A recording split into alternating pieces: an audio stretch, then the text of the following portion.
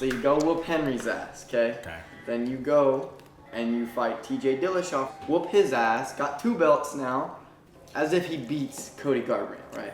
And then you just drop them both retired. What else you need, man? You gotta get through Henry Cejudo first, but I like that idea. That's a fantastic idea. You got both belts, get a cool picture, you know, and then just done. I like where your head's at. Is this where the champ does his swimming? Yep, right here. This Olympic level pool, ladies and gentlemen, Olympic level pool. We all come out here, swim with the kids after training session or during on Sundays and my day off. And it's kind of cool because they've learned how to swim so much better than actually going to classes.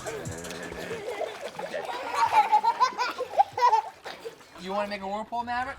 It's 2 against 1. You got to do it. What? You say the whirlpool had a shark? Okay, but we got to create it first. You got to run. This is the only time the kids are nice to me going in the pool. Go, Ty, go! No yelling, no bossing you around. No telling me, hey, do this. Until that. Let's play Godzilla. Okay, I like that. I like that idea.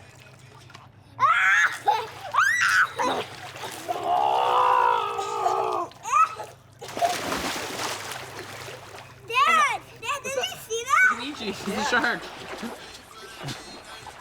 All the motivation you need right here. Hey, Daddy.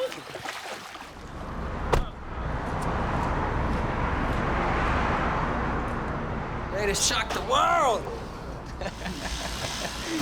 But first, I gotta get my throat chopped. Henry, you don't have a choice to lose, bro. You know, when you grow up when you're a kid, if you get beat up, they take you, you can go cry to your mom. Or at least the way I grew up. If you get beat up, you go cry to your brothers and sisters, they'll beat you up. Is that what's going on here? Yeah. You guys are all gonna jump me? How many people is gonna be there? Staples Center. It's gonna be, I think it holds about 20,000 people. I fought in front of 25,000 people before in Mexico City. And you can feel it, man. You can feel the difference of the amount of people that are there, man. It's scary, man. It's like, oh shit. See, I wish you guys would come more often. He's gonna be treating me like kings now. Look. Huh? Good luck. We'll see you guys later. Wish you luck. Good luck, dude, man. Throw some out. Henry, Take him down. good luck to you, my friend.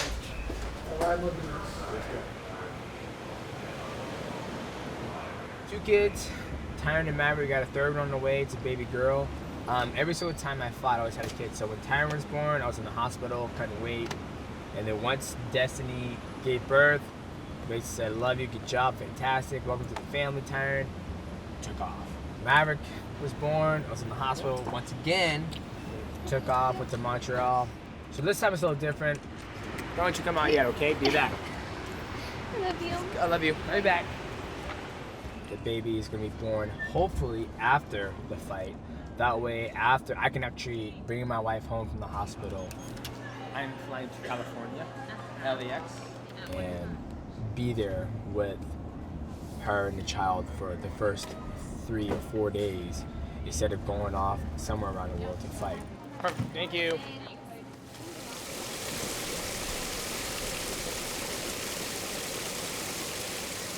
We are here with Cody Garbrandt, who will be seeking to get his Bantamweight title back. UFC 227, August 4th at Staples Center. TJ told us he felt like he found holes in your game. He felt like you had a weak chin. How do you respond to that?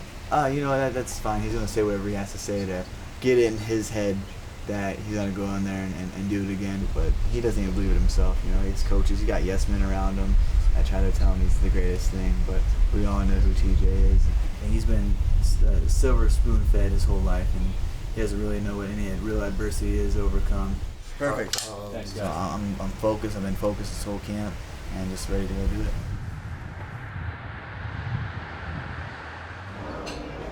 What's up, man? How you doing, man? How you guys doing? Good? Good to see you, man. You guys good? Right on. Second chances are very rare, and here you are with an immediate rematch. Do you feel grateful to be in this position, or do you feel like you were entitled to an immediate rematch with TJ? You know, that's one thing. I never felt entitled to anything in my life. And I had TJ the first round backing up all over the place, knocking him around the cage. He couldn't hit me. I just couldn't keep that pace up because I literally came off the couch to fight him. You know, so that's why I am so confident when I go in there this time that I literally done everything I needed to do in order to get this title back.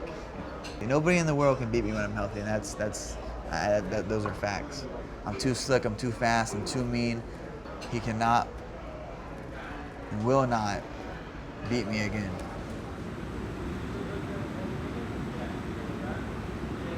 Go hard in practice. Gotta have someone line you up and get ready for the next day. This guy's kept me healthy, man. The only way I've made it through camp, seriously. We always go through camps with some sort of injuries, and this has been it's been good, man. It's been real good. It's been awesome to have him part of the gym. What tends to happen with most fighters, wrestlers, most combat athletes, they all talk about how tight their traps are. You go see a therapist, chiropractor, and you feel pretty much a quick release and everything comes back. The reason being is that most of your issues come from your masseter clenching up. So what tends to happen is you get whiplash, you get punched in the face, and your masseter clenches up. That goes back to your occipitals and goes down your neck and your traps. So as long as you don't release that, you'll always have tight traps. I was weirded out first, but dude, it makes such a difference. Right. This is a must for any fighter who gets hit or whiplash, which is pretty much everybody. If you can release their jaw, all those problems will completely disappear. I love pain. The pain of this, I know it makes me feel better afterwards. I like the pain. I like dishing out the pain. Shoot, just like my fight. I want to dish out some pain. I want this fight to last. I wanted to make him remember it. You know, remember the agony of this defeat.